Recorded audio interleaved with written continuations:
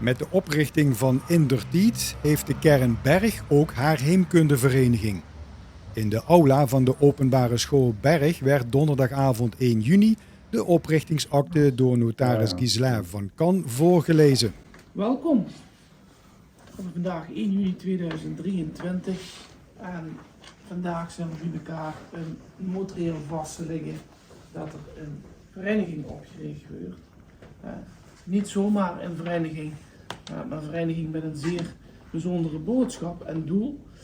De vereniging is genaamd Indertied en de vereniging heeft haar zetel in Bergen ter Vlijt.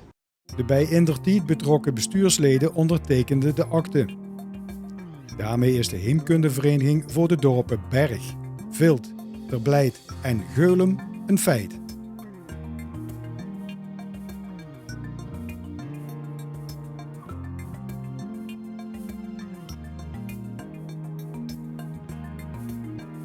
De komende maanden wordt gewerkt aan het inrichten van een website en het verzamelen van nieuw foto- en filmmateriaal.